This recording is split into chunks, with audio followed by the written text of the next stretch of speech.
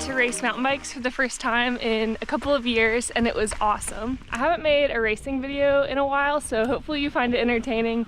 If racing's not your thing, I do have a couple videos planned.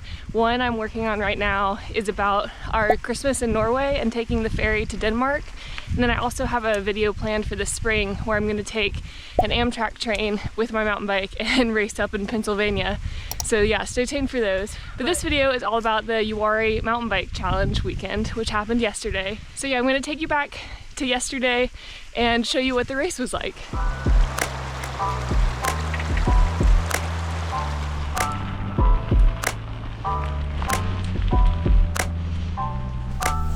It's race day, and my sisters drove me here. I'm gonna go check in. This was a fun road trip day with my youngest sisters. We got to the race check-in a little before 9 a.m. I got a number plate with a timing chip and a t-shirt. Once I checked in, I went to pre-ride the start. Uwharrie National Forest covers 50,000 acres across 3 counties in central North Carolina. I'd be doing the long course, which was 28 miles, or about 48 kilometers, and over 3,000 feet of climbing. There was also a short course 23-mile option, though that's not really much shorter. You pass by this tent 4 times during the race, so there are 4 opportunities to get food or water if you need. For the race start, we line up on the left here, but after the first lap, we would be taking the right side road. The start is a 1-mile gravel road section to spread everyone out, but it felt so much longer than a mile. So we're starting on this really wide gravel road, and we're doing this mass start, so maybe I'll blow myself up. A little bit nervous, but that's a good sign. Appreciate you all coming back. If it's your first time, I hope you enjoy the day. Everybody's going to do 2 laps this year, but the short course will have 2 course splits. So all right, 10, 9, 8, 7, 6, 5, 4, 3, 2, 1.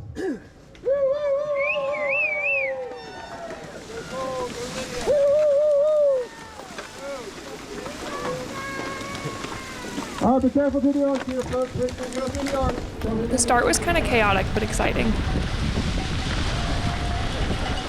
I maybe should have lined up closer to the front, but I couldn't see where any other female racers were. Then I saw one on the right side in the black jersey, so I wanted to catch up to her at least. It's hard to see on my handlebars, but the largest number on my bike computer is my power number, and I was really trying to go all out for this initial mile before we reached the trail, since it would be way harder to pass on the single track. At this point, I was just trying to pass as many riders as possible, looking for other female riders I was racing against. I didn't want to burn all my matches right at the start, but I also knew that if I could just make it to the first descent, I'd be able to recover a bit on the trail. I think it would be cool in the future if the long course and the short course had staggered start times, just because there were so many people lined up at the start at once, but the chaos is also kind of fun. I'm jumping forward a bit to get to where the trail starts. This was 4 minutes in. Around 5 minutes in, I was struggling to catch the next group of riders and got overtaken by this rider, so I got in his draft to cut the wind and help me bridge up. This helped, but pretty soon after this, we were finally reaching the trailhead, and the single track would only make passing more challenging.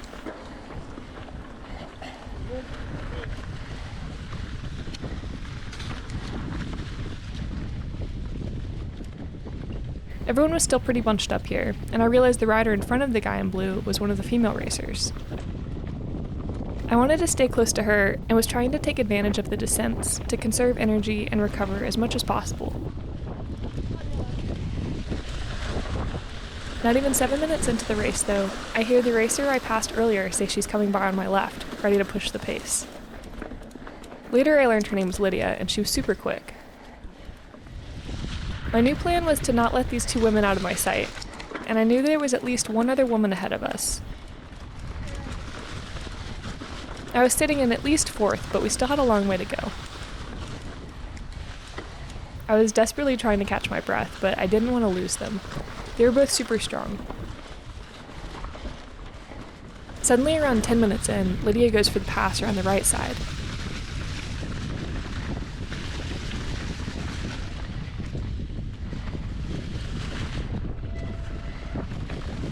As we started descending, there wasn't immediately a good spot for me to pass too, but I didn't want too much of a gap to open up.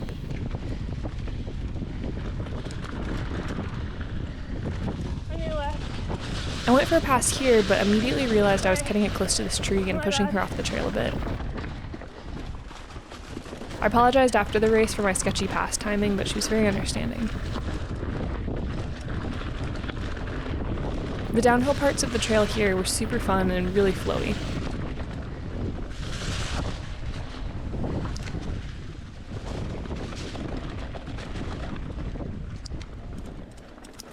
The elevation of this course was more punchy, with rolling hills rather than the really extended climbs you'll find in other events in this series out in Pisgah National Forest.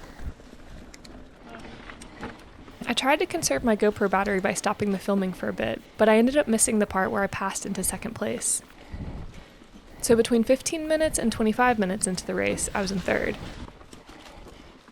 But we got to a technical uphill section where we had to get over a rock slab. I was able to take the inside line and barely squeak by to move into second place, behind Beata in first place.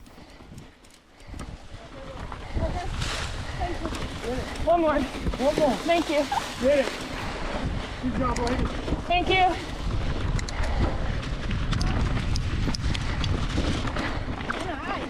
Nice. Yeah. Wow.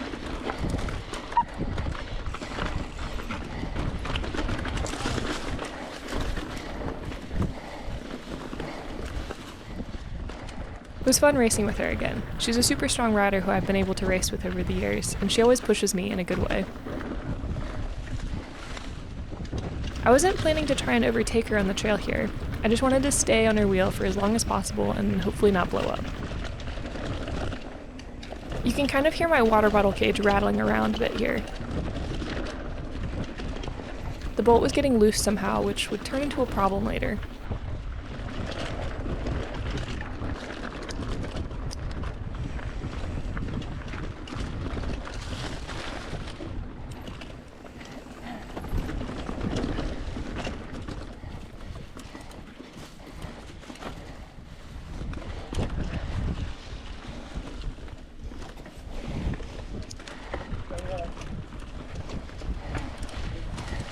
One more.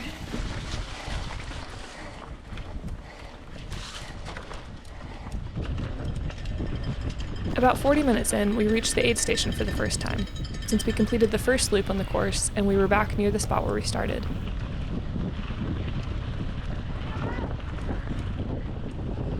Beata had the same thought I did: go hard on the gravel section to put distance between the other female racers behind us. She was crushing it through here, and I was just trying to hold on to her wheel.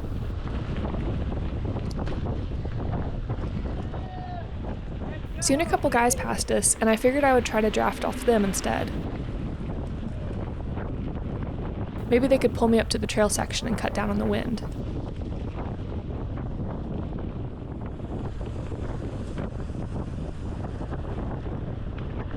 As we rounded this corner, I didn't want to sit up yet, so I tried to see if I could catch the guys up ahead on the descent.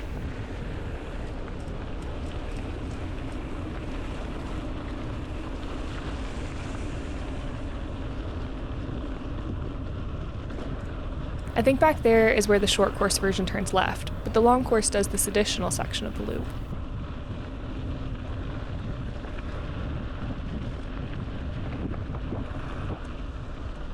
Luckily I caught them, but it was right as the road started to climb, and I didn't have a lot left in me.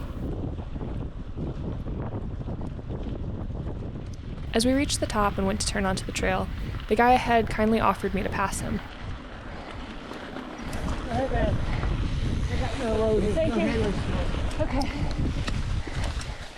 You can hear how out of breath I am. But I just had to make it up this to get some rest on the descent.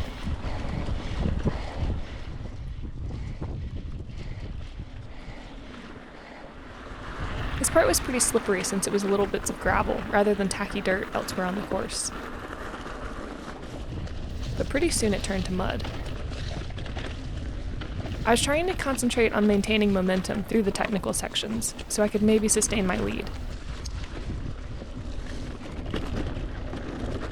This wasn't even an hour into the race, and we'd be repeating this whole loop one more time, so I was also conscious of the fact that I needed to keep at least a little gas in the tank for the second half. Unfortunately, around this point in the race, my GoPro battery started to die, and I wasn't going to stop racing to change the battery, so I don't have any footage of the second half of the race.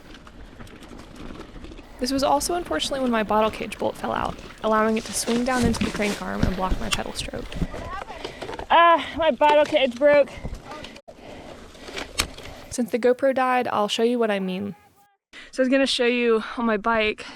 So this bolt fell out during the race, and so the bottle cage like flipped down into my crank arm, and I couldn't pedal forward.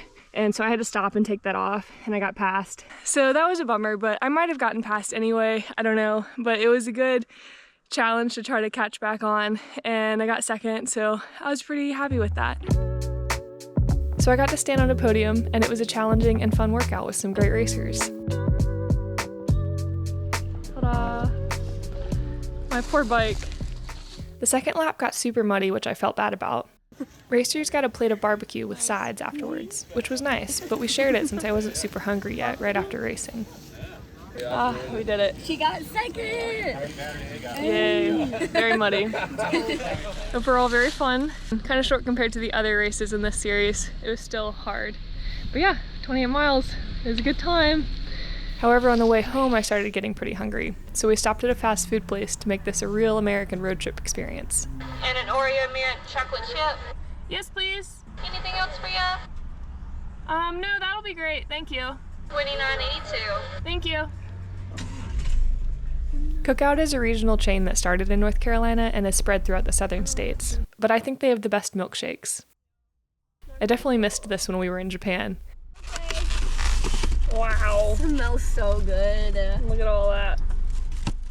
So that was my first time doing the Uwharrie Mountain Bike Challenge. Overall, it was a really cool race. It was put on pretty smoothly, and I think I'm excited for the season. It feels really good to be back on the mountain bike. Hopefully it was fun to see some of those trails. I need a longer battery life next time. Thanks for coming with me on the ride.